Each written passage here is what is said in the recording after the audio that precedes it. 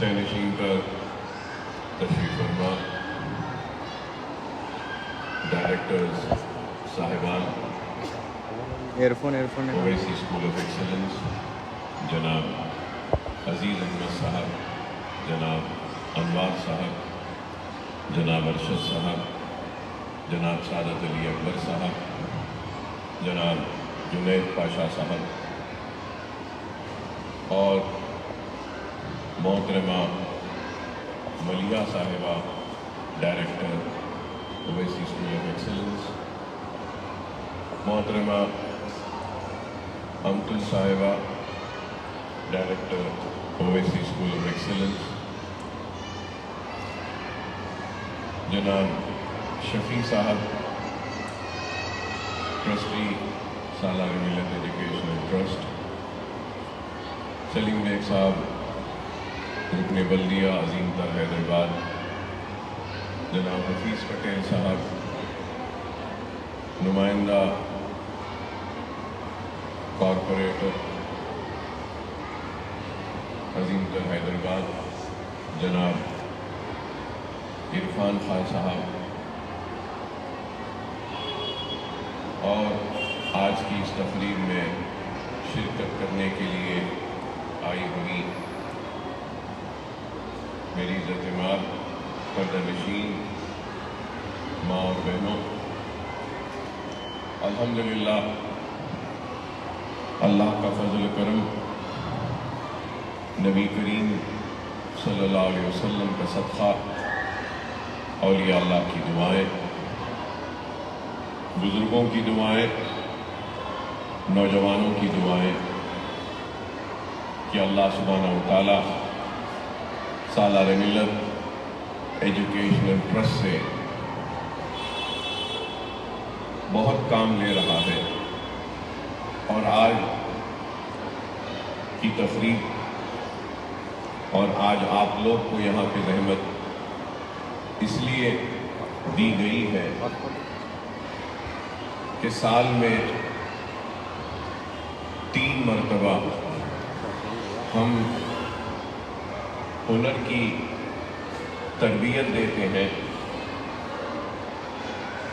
اور 2 کورسز ہمارے 6 ماہ کے ہوتے ہیں اور 1 کورس گرمائی تعطیلات میں ہم خواتین کو ہنر کی تربیت دیتے ہیں مختلف چیزوں کی۔ آج 6 ماہ کے اس ہنر کے کورسز کی تکمیل پر سرٹیفکیٹس کی تقسیم اور اس کے ساتھ 80% سے زائد جن کی اٹینڈنس ہے ان کو ہم اپنی جانب سے، اگر کسی نے بیوٹیشن کا کورس کیا تو وہ بیوٹیشن کی پوری کٹ دیتے ہیں، اور کسی نے اگر سوئمنگ کا کورس کیا اور 80% سے زائد اٹینڈنس ہے تو ان کو سوئمنگ مشین بھی ہم دیتے ہیں۔ سالار ملت ایجوکیشن ٹرسٹ کا قیام اس لیے ہوا تھا کہ جہالت کا خاتمہ کرے، موقع فراہم کرے اور علم کی اہمیت کو عوام کے سامنے رکھتے ہوئے پرانے شہر کے ان حصوں کو جو لوگ دشمنی میں اور تعصب اور نفرت کی وجہ سے جہالت کا مرکز کہتے ہیں، ان کو یہ بتانا ہم چاہتے ہیں اور بتانا یہ چاہتے تھے کہ یہ جہالت کا مرکز نہیں بلکہ یہ قابلیت کا مرکز ہے، سنجیدگی کا مرکز ہے، علم کا مرکز ہے، روزگار کا مرکز ہے۔ صرف یہی ہے کہ ان علاقوں کو موقعوں سے محروم رکھا گیا، نظر انداز کیا گیا۔ اگر موقع ملے تو ان علاقوں کے لوگوں میں وہ اہلیت ہے، وہ قابلیت ہے، وہ صلاحیت ہے، وہ جنون ہے، وہ جذبہ ہے کہ دنیا کی دوڑ میں ہم بھی شامل ہو سکتے ہیں، اور نہ صرف شامل ہو سکتے ہیں بلکہ دنیا کی دوڑ میں ہم بھی اول آ سکتے ہیں، اور ہم ساری دنیا کو اپنے پیچھے لا کر کھڑا کریں گے، اور سب سے آگے ہم ہوں گے۔ یہی ایک مقصد تھا، ایک ارادہ تھا، ایک جنون تھا، ایک جذبہ تھا جس کو لے کر ہم آگے بڑھے۔ اور آج قریب 25 برس ہونے آ رہے ہیں ہمارے اداروں کے قیام کے، 23 برس تو ہو چکے ہیں ہمارے پہلے اسکول کے آغاز کے۔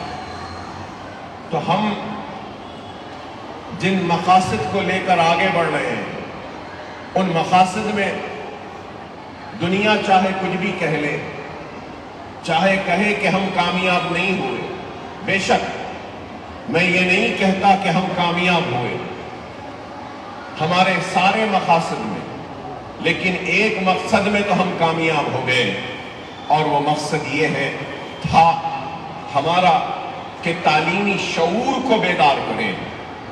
جب ہمارا پہلا اسکول اسی علاقے میں نشیمن نگر میں یہاں سے چند قدم کی دوری پر، فاصلے پر ہے، وہاں پہ جب ہم نے آغاز کیا تھا تو مساجدوں سے اعلان کرتے تھے، اور میں پیدل چلتا ہوا لوگوں کے گھروں پہ دستک مار کر کہتا تھا کہ فری اسکول داخلہ لے لو، لیکن شعور کا یہ عالم تھا کہ کوئی آ کر ہمارے اسکول میں داخلہ لینا نہیں چاہتے تھے۔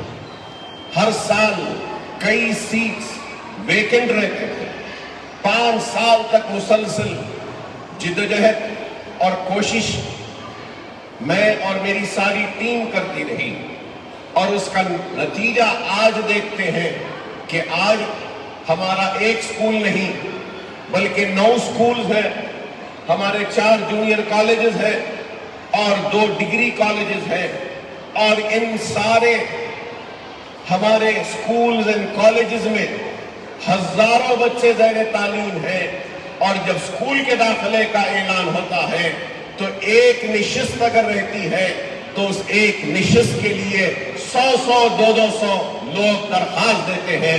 یہی ہمارے لیے سب سے بڑی کامیابی ہے کہ ہم تعلیمی شعور کو پیدا کرنے میں کامیاب ہوئے، اور علم کی اہمیت کو بتا کر علم حاصل کرنے کے اشتیاق کو، خواہش کو اور اس لالچ کو ہم نے بڑی ہی کامیابی سے عوام کے سامنے رکھا ہے، اور اسی کا یہ نتیجہ ہے۔ اور یہ آسان کام نہیں ہے جو آج ہماری اتنی بڑی بڑی عمارتیں ہیں، جو لوگ گردن اٹھا کر، آواز بلند کر کر ہم کو تنقید کرتے تھے، اور ہماری بعض ناکامیوں پر یا ہماری بعض کمزوریوں پر ہم کو شرمندہ کرتے تھے، اور منصوبے اور سازشیں رچاتے تھے کہ ہماری گردنیں جھک جائیں، لیکن آج ہم نے اپنے کام، اپنے اخلاص اور اپنے جذبے و جنون کے ذریعے ان کو مجبور کر دیا کہ ان گلیوں سے گزرے تو ان کو ضروری ہے کہ گردن کو اونچا کر کے دیکھے ہمارا کام کتنا ہے۔ ان کی سازش تھی کہ ہماری گردنوں کو جھکائے، لیکن ہماری نیت تھی کہ ہم ان کی گردنوں کو اونچا کر دیں، اور مجبور ہو جاتے ہیں کہ جبھی بھی گزرتے ہیں۔ یہ عمارت آپ دیکھ رہے ہیں کہ کتنی خوبصورت ہے، کتنی حسین ہے۔ کئی لوگ مجھ سے پوچھتے ہیں کہ اکبر صاحب آپ نے اتنی اچھی عمارتیں کیوں بنائی؟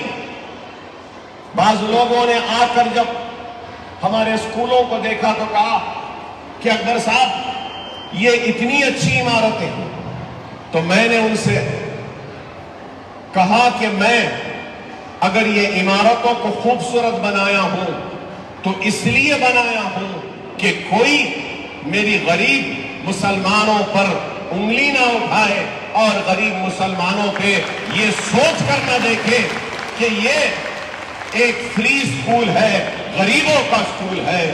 فری اسکول ساری دنیا میں کئی جگہوں پہ ہے۔ میں حالیہ عرصے میں آج سے 1 ماہ پہلے افریقہ کو بھی گیا، 20 دن پہلے افریقہ میں تھا۔ وہ جنگل کے وہ سفاری، وہ جانور کو دیکھنے کے لیے میرے بچوں کی خواہش تھی تو ان کے ساتھ گیا۔ وہاں جب جا کر دیکھا، اتنی غربت ہے، اتنی غربت ہے، میں کہوں گا کہ ہماری غربت وہاں کی رئیسی کے برابر ہے، اتنی غربت ہے۔ اور وہاں کے سکولز کو بھی دیکھا جا کر کہ بس ٹین کے ڈھالیے ہیں، شیڈ ہے، یا تو کھلے جھاڑ کے نیچے ہے، غریب بیٹھا ہے، پڑھ رہا ہے، لیکن سلام کرتا ہوں علم حاصل کرنے کے وہاں کے لوگوں کے جذبے کو۔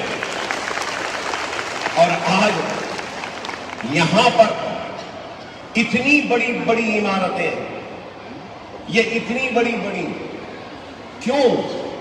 میں یہ چاہتا ہوں کہ یہاں پڑھنے والا ایک غریب رکشے والے یا بنڈی والے یا چھوٹے کاروبار کرنے والے یا کسی آٹو ڈرائیور یا کسی باورچی کے بچے بھی فخر سے کہے کہ دیکھو ہمارا اسکول کتنا خوبصورت ہے، ہم یہاں پڑھتے ہیں۔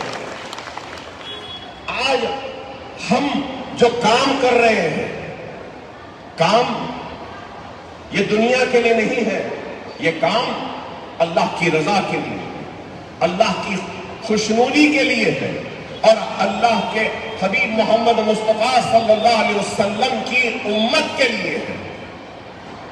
ہم یہ کام کر رہے ہیں، اس کام کو سمجھو آپ۔ اگر ہم چاہتے، اگر میں چاہوں تو اپنی دولت کو چھپا سکتا ہوں اور اپنی دولت کو اپنی اولاد یا اپنے اوپر خرچ کر سکتا ہوں، لیکن میں نے اپنی دولت کو دنیا کو دکھایا ہے تاکہ ہر دولت مند کو یہ پیغام دے سکوں کہ اللہ نے دولت دی ہے تو تم بھی یہ کام کرو۔ اللہ اس کے رسول کی قسم، اللہ اس کے رسول کی قسم کھا کر کہہ رہا ہوں، جب میں نے یہاں کی یہ زمین خریدی تھی تو اس وقت میرے پاس پیسے نہیں تھے، تو تھوڑا قرض لے کر خریدا تھا۔ اس کے بعد مجھے نہیں معلوم تھا کہ یہ عمارت بنا پاؤں گا یا بھی نہیں، اور یہ عمارت شاید 10 برس بنتی رہی، 10 برس لگے، کبھی 10 لاکھ آئے دے دیا، کبھی 20 لاکھ آئے، دیتے گیا، بہرحال یہ عمارت بن گئی۔ کہنا یہ چاہتا ہوں، نیتوں میں اگر اخلاص ہے، نیت اگر سچی ہے تو اللہ غیب سے راستے بناتا ہے اور ایسی عمارتیں بن جاتی ہیں۔ اگر میں آج سوچوں کہ ایسی عمارت بناؤں، اللہ اس کے رسول کی قسم میں نہیں بنا سکتا، لیکن اگر نیت کر لوں، عزم کر لوں کہ اللہ میں تیرے حبیب کی امتیوں کے لیے کر رہا ہوں، تو میرا ایمان کہتا ہے کہ اللہ ضرور راستے بنا دے گا اور رسول اللہ ضرور اس کام کو کامیاب کر دے گا۔ نیتوں پہ دار و مدار، جذبہ ہونا، اخلاص ہونا ہے، خلوص ہونا ہے، ایمانداری ہونی چاہیے۔ ایک ایم ایل اے کا کام کیا ہے؟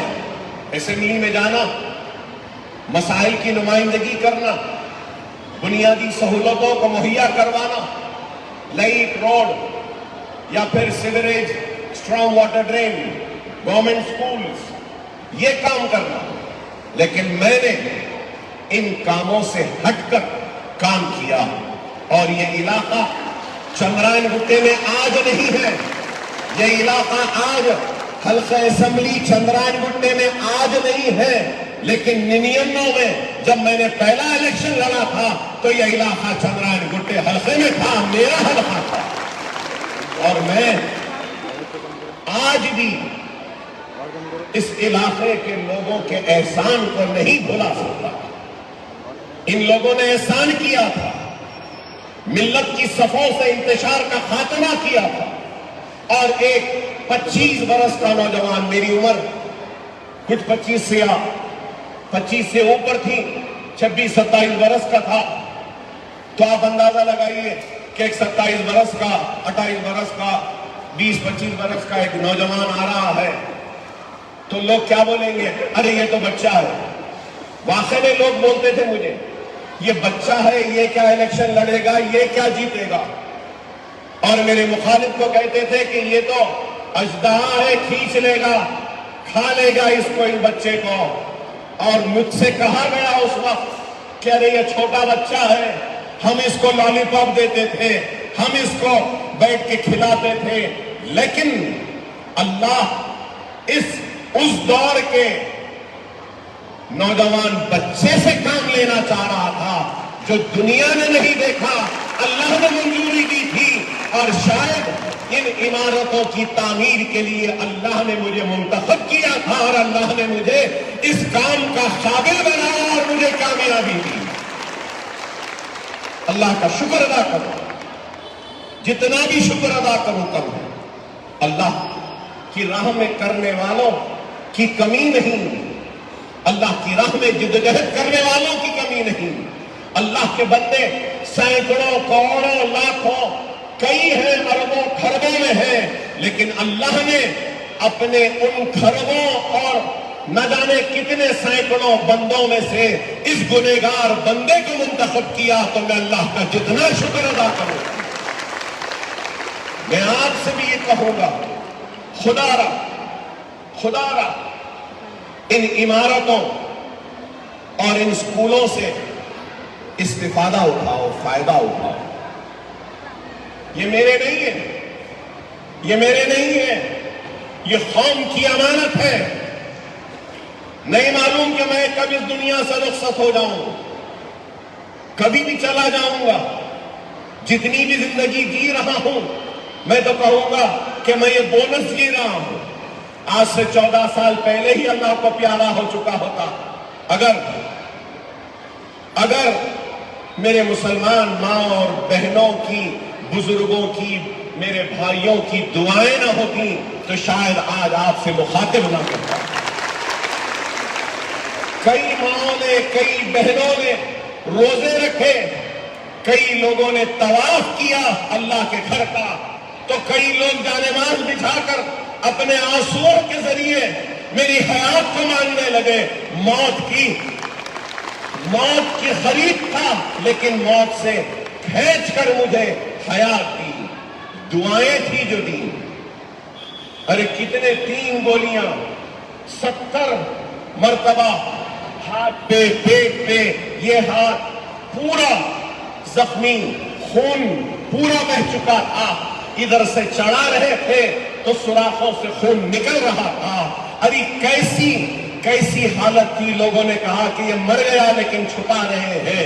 ارے اتنے برے حالات تھے، گولی ایک گردے کو لگ گئی، اندر سپلین میں لگ گیا، یہ پورا جسم کٹ گیا، یہ ہاتھ پورا خونم خان میں تھا، کئی دن تک بے ہوش تھا، مجھے ہوش بھی نہیں تھا، وینٹیلیٹر پہ تھا، لیکن پھر بھی اللہ نے مجھے حیات دی۔ یہ دعائیں ہیں، میں کہہ رہا ہوں، دعائیں ہیں۔ اور اکبر الدین اویسی اگر اپنی اور اپنی اولاد کے جسم کی چمڑی نکال کر بھی اگر آپ کی پیروں کی نظر کر دیتا ہے، تب بھی میں آپ کی دعاؤں کا فرض کو ادا نہیں کر سکتا۔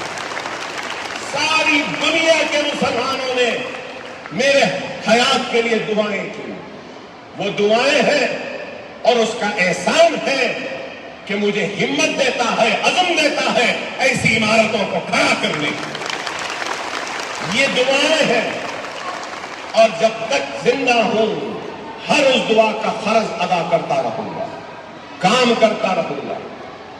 ارے ہم بنیادی کام کرتے ہیں۔ آپ بتائیے، یہ عمارت ہے، شاید آئندہ 100 برس تک کھڑی رہے گی، انجینئر ہے، کھڑے رہے گی. ارشد صاحب انجینئر 100 برس تک یہ عمارت کھڑی رہے گی. 100 برس تک ہزاروں لڑکیاں آتی رہیں گی, تعلیم حاصل کرتے رہیں گی, اپنے زندگی کو سجائیں گی, سنواریں گی اور اپنے زندگیوں میں نئی خوشحالی لائیں گی. اگر میں چاہتا تو 100 200 400 لوگوں کو بلاتا, کسی کو 1 لاکھ, کسی کو 2 لاکھ, کسی کو 5 لاکھ دے دیا ہوتا اور یہ عمارت نہ بنایا ہوتا تو 2 لاکھ 5 لاکھ 10 لاکھ کتنے دن تک چلیں گے؟ ایک دن تو ختم ہو جائیں گے نا. لیکن میں نے دولت نہیں دی, پیسہ نہیں دیا, سونا نہیں دیا, چاندی نہیں دی, زمین نہیں دی. میں نے ایسی دولت ان کو دی ہے جو بانٹنے سے, دینے سے ختم نہیں ہوتی اور بڑھتی ہے. علم کی دولت ایسی واحد دولت ہے, جتنا بانٹو اور بڑھتی ہے, جتنا تقسیم کرو اور بڑھتی ہے. ختم ہونے والی دولتوں میں روپیہ بھی ہے, پیسہ بھی ہے, زمین بھی ہے, جائیداد بھی ہے, سونا بھی ہے, چاندی بھی ہے, ہیرے بھی ہے, موتی بھی ہے, لیکن ایک دولت ہے جو کبھی ختم نہیں ہوتی, وہ علم کی دولت ہے. وہ میں آپ کو دے رہا ہوں. یہ دولت ہے, یہ دولت ہے. اور اس چیز کو سمجھو. خدا را لوگ پوچھتے ہیں کہ اکبر الدین اویسی کی کامیابی کا راز کیا ہے؟ میری کامیابی کا راز نیک نیت ہے, میری کامیابی کا راز ایمانداری ہے, میری کامیابی کا راز اخلاص ہے, خلوص ہے, میری کامیابی کا راز نماز ہے, میری کامیابی کا راز قرآن کی تلاوت ہے, میری کامیابی کا راز سنت رسول اللہ پہ عمل کرنا ہے, میری کامیابی کا راز شریعت پہ عمل کرنا ہے, میری کامیابی کا راز میری ماں باپ کی دعائیں ہیں. یہ کر لو, آسان ہے, آسان ہے. ماں باپ کا احترام کرنا, ماں باپ کی دعا لینا کوئی مشکل کام نہیں. ماں کے قدموں تلے جنت ہے تو باپ کی دعائیں جنت کے دروازے کی چابی ہے.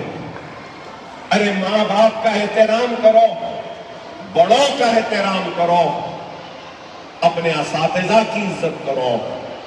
مظلوم پر ظلم ہوتا ہے تو اس مظلوم کا ساتھ دو, بیواؤں کی مدد کرو, یتیموں کے سر پر ہاتھ رکھو, سنت رسول اللہ پہ عمل کرو, قرآن کو پڑھو, نماز کو پابندی سے پڑھو.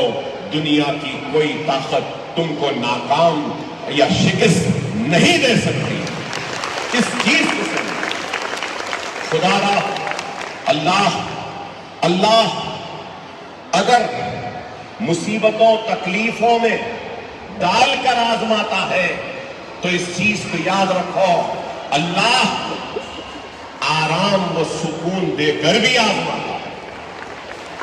اگر آج میں MLA ہوں تو میں یہ کہوں گا کہ اللہ نے مجھے MLA بنا کر بھی آزما رہا ہے. کیا میں اپنی ذمہ داری کو پورا کر رہا ہوں یا نہیں؟ اگر نہیں کر رہا ہوں تو مجھے بھی اللہ کے سامنے جواب دینا پڑے گا. اگر آج اللہ نے مجھے دولت دی تو اللہ دولت دے کر بھی آزما رہا ہے. اللہ نے عزت دی ہے تو عزت بھی دے کر آزما رہا ہے. اللہ نے شہرت دی ہے تو شہرت بھی دے کر آزما رہا ہے. اللہ ہر چیز میں آزماتا ہے. اگر آج یہاں بیٹھے میری ماں اور بہنوں میں سے کل کو کوئی مشہور ہو جائے, دولت مند ہو جائے, کامیاب ہو جائے تو اللہ کے لیے اس کامیابی کے تکبر میں نہ رہو, اس ترقی کے نشے میں نہ رہو, اس دولت اور اقتدار کے نشے میں نہ رہو. غرور اور تکبر سے دور رہو اور اس کامیابی، اس دولت، اس شہرت میں بھی سجدے میں گر کر اللہ سے کہو کہ اے اللہ مجھے اس کامیابی کے نشے سے دور رکھ، اے اللہ اس دولت کے غرور سے مجھے دور رکھ، اے اللہ اس طاقت کے تکبر سے مجھے محفوظ رکھ، کیونکہ یہ اللہ کی آزمائش ہے۔ دنیا آج نہیں سمجھتی، دنیا میں کئی طاقتور لوگ ہیں، سمجھتے ہیں کہ ہمارے پاس تو طاقت ہے، اور سمجھتے ہیں کہ یہ طاقت سے ہم کچھ بھی کریں گے۔ نہیں، اللہ سبحانہ و تعالیٰ قرآن میں ارشاد فرما رہا ہے، مولانا یہاں موجود ہے، اگر غلط میں ہوں کہہ رہا ہوں تو مجھے ٹوکے، کہ کوئی بھی کتنی بھی پلاننگ کر لے، سب سے بڑا پلانر اللہ کہتا ہے قرآن میں کہ میں ہوں، میں ہوں۔ اللہ 2 مرتبہ مسکراتا، اللہ 2 مرتبہ مسکراتا۔ ایک اس وقت جب اللہ کسی کو نیچا کرنا چاہتا ہے اور دنیا اس کو اونچا کرنا چاہتی ہے تو اس وقت اللہ مسکراتا ہے، سب سے پہلا وہ، اور دوسرا جب اللہ کسی کو اونچا کرنا چاہے اور دنیا اس کو نیچا کرنا چاہے تو اللہ اس وقت بھی مسکراتا ہے۔ ارے دنیا کا پتا اللہ کی مرضی کے بغیر نہیں ہلتا، یہ ذرہ ذرہ بھی اللہ کی مرضی کے بغیر نہیں ہلتا، یہ سورج اللہ کی مرضی کے بغیر روشنی نہیں دیتا، تو یہ بادل اللہ کی مرضی کے بغیر برستے نہیں، یہ پتے ہلتے نہیں اللہ کی مرضی کے بغیر۔ ارے ہر ایک چیز محتاج ہے تو اللہ کی، اللہ پہ ایمان رکھو اور اپنے ایمان کو مضبوط کرو، اپنے دکھ درد تکلیف میں اللہ کو راضی کرو، اللہ کے قریب ہو جاؤ، اللہ تمہارے قریب ہو جائے۔ اللہ قریب تو دنیا کی کوئی طاقت تم کو نہیں جھکا سکتی۔ اللہ ڈھیلی ڈوری چھوڑتا ہے، یاد رکھو، لیکن اللہ جب رسی کو کھینچتا ہے تو پھر اللہ کا عذاب نازل ہوتا ہے۔ اللہ کا عذاب زلزلوں کی شکل میں آتا ہے تو اللہ کا عذاب قحط کی شکل میں آتا ہے، تو اللہ کا عذاب طوفان کی شکل میں آتا ہے، تو اللہ کا عذاب آتش فشاں کے پھٹنے کی شکل میں آتا ہے۔ کئی شکلوں میں اللہ کا عذاب آتا ہے۔ خدا را اپنے ایمان کو مضبوط کرو، غرور اور تکبر سے دور رہو، اقتدار کے نشے سے اللہ محفوظ رکھے اور طاقت کے تکبر سے اللہ محفوظ رکھے، دولت کے نشے سے اللہ محفوظ رکھے۔ یہ ہاتھ ہے، یہ پسینہ ہے، ہاتھ کا پسینے کی طرح ہے انسان کی دولت، اس کی حیات نہیں معلوم کہ کب ختم ہو جائے، کب چلے جائے۔ خدا را سمجھو میری بات کو، آج وقت اور حالات بڑے نازک ہیں، آزمائش کا وقت ہے۔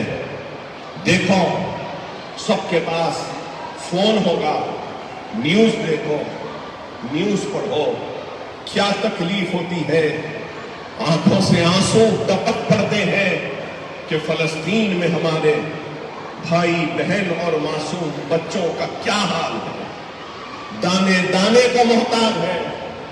اے اللہ تو فلسطینیوں کی مدد کر، ان معصوم بچوں کو غذا دو۔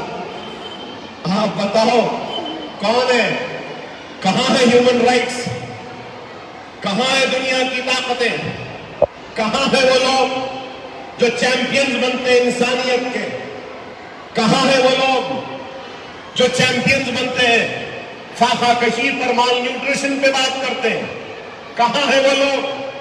آپ بتاؤ کیا تکلیف ہے، کیا مصیبت ہے، اور کیا ایک ایک دانے کو محتاج بنا دیا گیا۔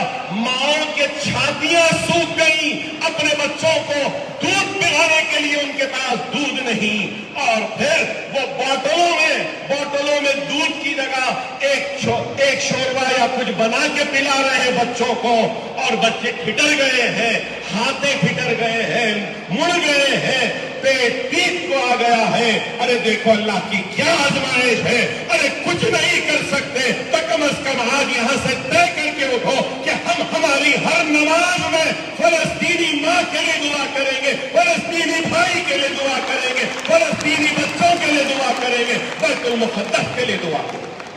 خدا را ہم کچھ نہیں کر سکتے، دعا تو کر سکتے۔ دعاؤں میں بہت بڑی طاقت ہے۔ اگر کوئی سمجھتا ہے کہ دعاؤں میں نہیں ہے تو رسول اللہ صلی اللہ علیہ وسلم کی حدیث ہے کہ جب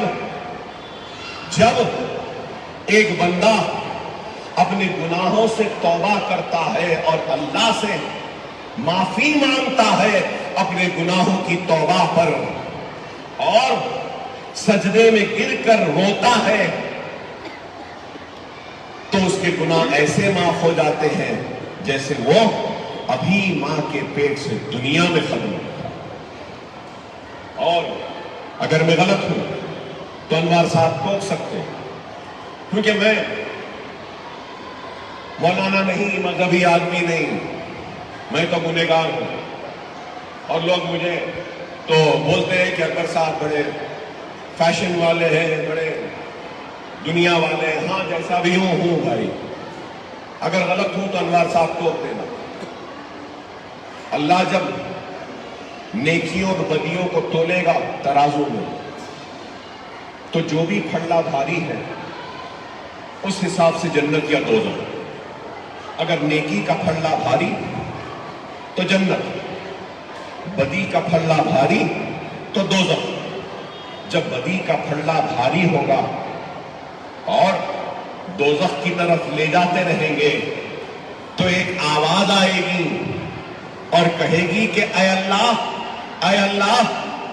اس بندے نے فلاں وقت میں دعا مانگی تھی جس کو تو نے قبول نہیں کیا تھا، اے اللہ اس گناہ کو، اس دعا کو جو تو نے قبول نہیں کیا تھا اس کا اجر دے دے۔ تو اللہ اس دعا جو ناقبول ہوئی اللہ کے پاس، اس دعا کا اجر دے گا اور نیکی کے پھڑے میں اس اجر کو ڈال دے گا۔ اور وہ بندہ جو دوزخ میں جا رہا ہوتا ہے وہ چیخ کر چلا کر کہے گا اس اجر کو دیکھ کر کہ اے اللہ، کاش تو مجھے میری دنیا میں مانگی گئی کسی بھی دعا کو قبول نہ کی ہوتی، کسی بھی دعا کو قبول نہ کی ہوتی۔ اتنا زیادہ اس کا اجر ہوگا، اتنا زیادہ۔ دعا مانگتے رہو۔ دعا مانگنے والے بندے اللہ کو پسند ہے۔ اللہ خوش ہوتا ہے جب بندے کو دیکھتا ہے مانگتے ہوئے، روتے ہوئے، گڑ گڑاتے ہوئے۔ اللہ فرشتوں سے کہتا ہے کہ دیکھو یہ مجھ سے دعا مانگ رہا ہے، اس کا ایمان ہے کہ وہ جانتا ہے کہ میں ہوں، میں دینے والا ہوں، تم گواہ رہنا، یہ دعا مانگ رہا ہے میرا بندہ۔ دعا مانگو، دعا مانگو۔ خدا سمجھو ہم کس کی امت ہیں، ہم کس کی امت ہیں؟ ہم محمد مصطفیٰ صلی اللہ علیہ وسلم کی امت ہیں۔ اب ربیع الاول کا مہینہ آئے گا، جلسے، جلوس، جشن تو مناتے ہیں، لیکن یہاں پہ سائنس بھی ہے، سائنس کی کلاسز بھی ہے۔ آج ہمارا ڈگری کالج کا بھی افتتاح ہے، سائنس بھی ہے ڈگری میں۔ تو آپ جانتے ہیں کہ ہمارے پاس دنیا میں یا پھر یہ اس میں کائنات میں، کائنات کہہ رہا ہوں، ساری کائنات میں یونیورس ہے، مارس ہے، جوپیٹر ہے، یہ ہے، وہ ہے، بہت ساری چیزیں ہیں، سب کچھ ہے۔ پھر اس میں ارتھ بھی ہے۔ یہ ارتھ میں حسن ہے، اس ارتھ میں مرد ہے ہینڈسم، اس ارتھ میں خوبصورت چٹانیں ہیں، اس ارتھ میں پھول ہیں، اس ارتھ میں پھل ہیں، اس ارتھ میں بٹرفلائیز ہیں، اینیملز ہیں، بہت کچھ ہیں۔ لیکن یاد رکھو اللہ قرآن میں کہہ رہا ہے وجہ ہے، تخلیق ہے، کائنات اگر کوئی ہے تو وہ محمد الرسول اللہ ہے۔ کائنات کہہ رہا ہوں، صرف ارتھ نہیں، کائنات۔ سیدنا انوار صاحب، وجہ ہے، تخلیق ہے، کائنات۔ اگر رسول اللہ صلی اللہ علیہ وسلم کی محبت نہ ہوتی تو اللہ یہ کائنات کو نہیں بناتا۔ ہم ان کی امت ہے، ہم ان کی امت ہے۔ سمجھو، قرآن اگر پہاڑوں پہ نازل ہوتا تو ریزہ ریزہ ہو جاتا، لیکن قرآن کو اللہ نے رسول اللہ صلی اللہ علیہ وسلم جن کے ہم امتی ہیں ان پر نازل کیا، ان پر نازل کیا۔ ارے اندازہ لگاؤ، موسیٰ علیہ السلام نے اللہ سے گفتگو کرنے کی ضد کی تو اللہ نے حکم دیا موسیٰ 40 دن کا روزہ رکھو۔ موسیٰ 40 دن کا روزہ رکھے، اس کے بعد کوہ طور کے پہاڑ پہ اللہ سے گفتگو کا موقع ملا، اور رسول اللہ صلی اللہ علیہ وسلم کے صدقے اور طفیل میں رسول اللہ کا امتی آپ اور ہم مسلمان رمضان میں، شام میں، رمضان میں ہم روزہ کھولتے اور اس کے بعد تراویح پڑھتے ہیں۔ تو اندازہ لگاؤ، موسیٰ کو 40 دن روزہ رکھنا پڑا، یا دن میں روزہ رکھ رہے اور شام میں تراویح کے ذریعے اللہ سے گفتگو کر رہے ہیں۔ یہ ہمارا مقام ہے۔ اور آپ کو کیا معلوم، انوار صاحب اگر میں غلط ہوں تو ٹوک دیں مجھے، موسیٰ اور اللہ میں جب گفتگو ہوئی نا کوہ طور پر، تو اللہ اور موسیٰ کے درمیان میں 70,000 پردے تھے۔ کتنے؟ 70,000۔ صحیح۔ اور ایک امت محمدی کا روزے دار آپ اور میں، ہم مسلمان جب روزہ کھولتے ہیں تو اس روزے دار اور اللہ کے درمیان میں ایک بھی پردہ نہیں ہوتا۔ کیا صحیح ہے یا غلط؟ آپ اندازہ لگاؤ، موسیٰ نے اللہ سے ایک سوال کیا، انوار صاحب اگر میں غلط ہوں تو پھر ٹوک دیں۔ موسیٰ نے اللہ سے سوال کیا کہ اے اللہ، جو شرف اور جو مقام تو نے مجھ سے گفتگو کر کر مجھ کو عطا کیا، کیا تو اپنے کسی دوسرے بندے کو اس عزت سے، اس مقام سے سرفراز فرمائے گا؟ محدث دکن عبداللہ شاہ صاحب کی کتاب فضائل رمضان میں یہ لکھا ہے۔ تو اللہ جواب دیتا ہے، ہاں موسیٰ، دنیا کی آخرت میں امت آئے گی جن کو میں اس مقام سے سرفراز فرماؤں گا جو مقام میں نے تم کو دیا ہے۔ تو موسیٰ دعا کرتے ہیں کہ اے اللہ، کاش تو مجھے امت محمدی بنا کر دنیا میں بھیجا ہوگا۔ یہ مقام ہے ہمارا، یہ ہمارا مقام ہے۔ اور آج بیرا روی کی زندگی، دین سے دوری کی زندگی، اللہ سے دوری کی زندگی، نمازوں سے دوری کی زندگی، قرآن سے دوری کی زندگی، شریعت سے دوری کی زندگی، آج ہم کو یہ دن دکھا رہی ہے۔ اللہ کو راضی کرو، اللہ کو راضی کرو، اللہ کے قریب ہو جاؤ، اللہ آپ کے قریب ہو جائے۔ خدا را سمجھو اس بات کو۔ آج لوگ باتیں کرتے ہیں، بہت کچھ کہتے ہیں، شاید اس گرمی میں، برقعوں میں، حجاب میں آپ لوگ اتنی دیر سے مجھے سن رہے ہیں۔ میں تو سیاسی رہنما ہوں، لیکن میں کوشش کرتا ہوں کہ جب بھی موقع مل جائے اللہ رسول کی کچھ باتیں سننے والے سامعین کے سامنے رکھوں، اور کوشش کروں کہ ان سننے والے سامعین میں سے ایک بھی اللہ کے بندے کو جو اللہ سے دور ہے اس کو اللہ کے قریب لا لوں تو میری زندگی اور میرے خطاب کو کامیاب سمجھتا ہوں۔ اس لیے اتنی دیر سے کہہ رہا ہوں، خدا را سمجھو، خدا را اپنے اللہ کو راضی کرو۔ حرام حلال کی تمیز ہے اسلام میں۔ انوار صاحب نے کیا خوب کہا خواتین کے حقوق کے تعلق سے، خواتین کو کیا کہا گیا ہے۔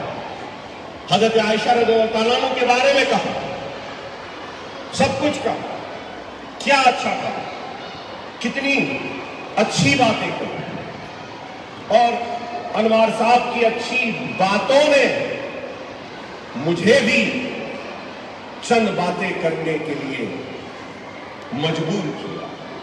اللہ ایسے عالموں کو، ایسے قابل لوگوں کو، ایسے نیک لوگوں کو ہمارے ساتھ رکھے، ہماری رہنمائی کے لیے رکھے اور ہم کو روکنے اور ٹوکنے کے لیے رکھے۔ اللہ ان کو حیات دے۔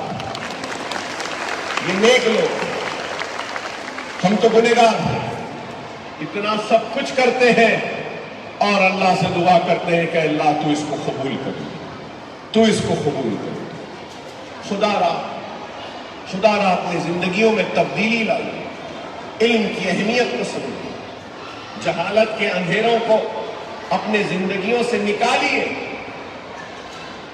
علم کی روشنیوں کو اپنے گھروں میں پیدا کریے، زیور تعلیم سے آراستہ ہو جائیے، جہالت کا خاتمہ کریے، خواتین کی تعلیم پر توجہ دی۔ یہ ادارہ یہاں پہ ہے سالار ملت Sultan Salahuddin Owaisi girls educational campus KG to PG ہے۔ یہ خواتین کے لیے ہے، میری بیٹیوں کے لیے ہے، میری بہنوں کے لیے ہے، میری ماں کے لیے۔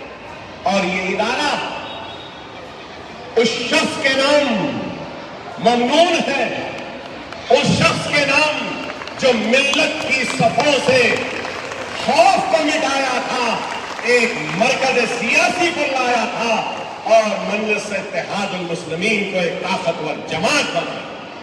اگر آج ہم کچھ کہنے کے قابل بنے، کچھ کرنے کے قابل بنے اور کچھ کر رہے ہیں، کچھ بول رہے ہیں تو یہ طفیل ہے تو میرے باپ، میرے مرحوم صدر، میرے سالار کا کہ ہم اس قابل بنے کہ کچھ کر سکے، کچھ بول سکے۔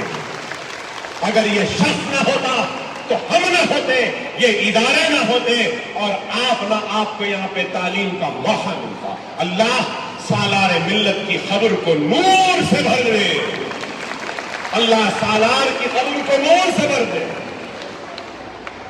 کہ یہ وہ سالار ہے جس نے قوم کے لیے medical engineering college, MBA MCA college, pharmacy college, nursing college, physiotherapy college اور دوسرے کئی کالجز، اویسی ہاسپٹل، واسرا ہاسپٹل قائم کیا۔ ارے آج میں کہوں گا کہ عبدالواحد اویسی کی قبر کو اللہ نور سے بھر دے۔ فخر ملت یہاں آگے مغل پورے پہ فخر ملت سینٹر ہے، شاید یہ نوجوان لڑکیوں کو نہیں معلوم۔ عبدالواحد اویسی مجلس اتحاد المسلمین کا احیاء کرے تھے، مجلس ختم ہو گئی تھی، تخت و تاج لٹ چکا تھا، جاگیریں لٹ گئی تھیں، خوف اور مایوسی کا عالم تھا، لاکھوں لوگوں کا قتل عام ہوا تھا، بولیوں میں پانی کم اور ہمارا خون زیادہ تھا، تیرتی ہوئی لاشیں تھیں۔ ایسے وقت میں مجلس کی صدارت کو قبول کرنے والے کا نام فخر ملت مولوی عبدالواحد اویسی تھا۔ انہوں نے بیج بویا، انہوں نے فخر ملت عبدالواحد اویسی نے بیج بویا تو سالار ملت نے اپنے خون اور پسینے اور جوانی کی سارے دنوں کی اس پسینے کو، اس بینچ کو سینچا، اس بینچ کی حفاظت کی اور ایک درخت بنایا، ایک درخت بنایا۔ فخر ملت نے بیج بویا، سالار ملت نے اس بیج کو درخت کی شکل دی۔ آج بشمول میں اور آپ اور یہاں بیٹھے یہ قائدین اور دارالسلام میں بیٹھنے والے قائدین بھی اگر آج فخر ملت کے بوئے ہوئے بیج کو، جس کو سالار نے درخت بنایا، ہم سب اس کے پھل کھا رہے ہیں، ہم سب اس کے پھل کھا رہے ہیں۔ ارے حقیقی طور پہ محنت، کوشش، قربانی، ایثار اگر کسی نے کیا ہے تو فخر ملت عبدالواحد اویسی اور سالار ملت سلطان صلاح الدین اویسی نے کیا۔ ارے ہم کو بولنے کا سلیقہ بھی آیا تو ان دو لوگوں کی طفیل میں جوتیوں کا صدقہ ہے کہ ہم بولنا سکیں۔ اگر کچھ کر رہے ہیں تو بھی ان دو لوگوں کا۔ دنیا بڑی ظالم ہے، دنیا عجیب و غریب ہے۔ جب تک زندہ رہتے ہیں تو آگے پیچھے گھومتے ہیں، جب مر جاتے ہیں تو تھوڑے دن روتے ہیں، چہلم ہوتا ہے، اس کے بعد دنیا کا نظام ہے، میں کسی کے اوپر نہیں، یہ قدرت کا نظام، قدرت کا نظام۔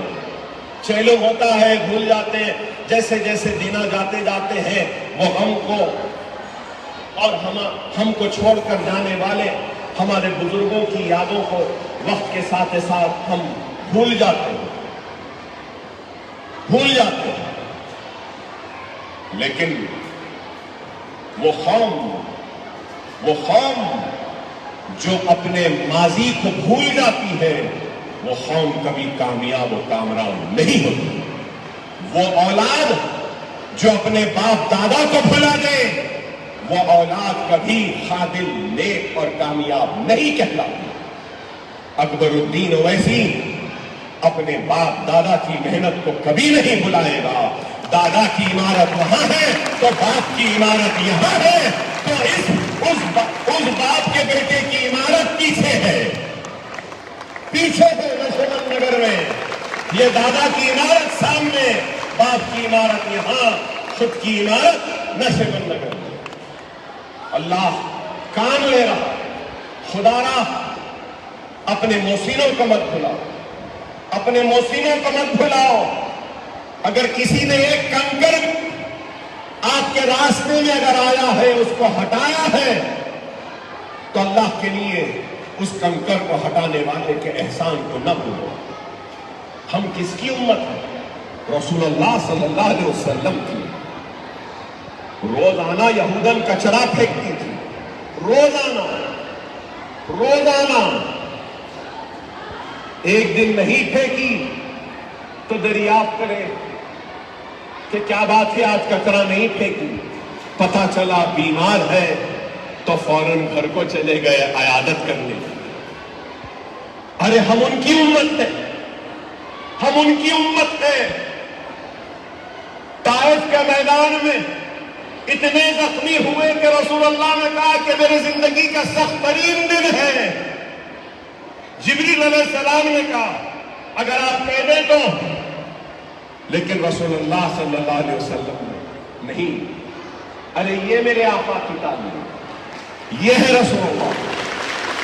ہم ان کی امت ہیں، ہم ان کی امت ہیں، ہم ان کی امت ہیں۔ ارے دلوں میں محبت پیدا کرو، دلوں میں نرمی پیدا کرو، قلب میں سکون پیدا کرو،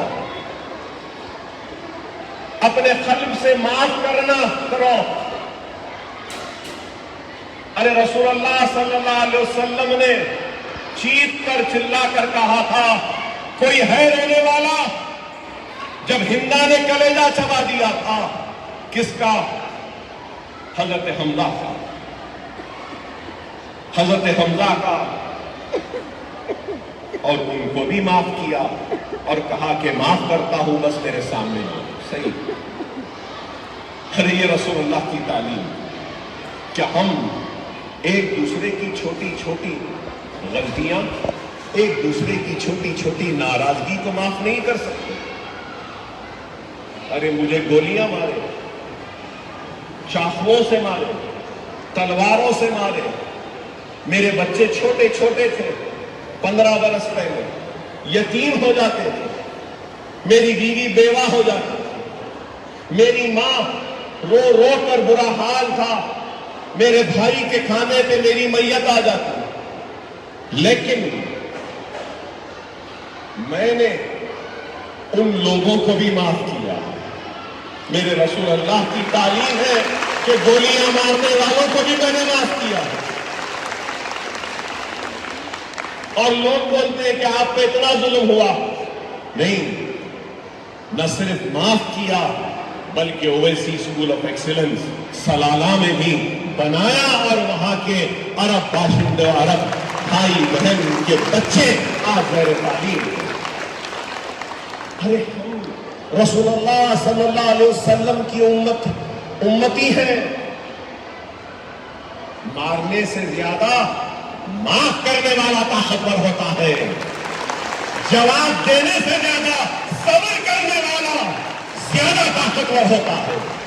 میں یہی سمجھتا ہوں.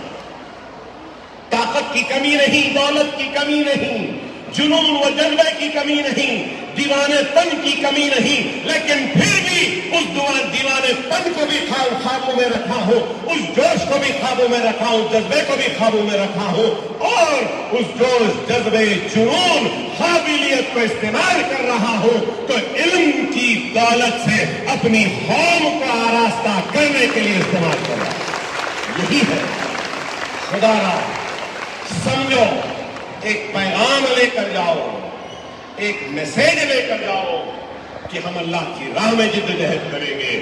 جو علم اور جو سکل آپ کو ملا ہے آج، اس علم کو، اس ہنر کو اپنے دوسرے بہنوں میں بانٹو، تقسیم کرو.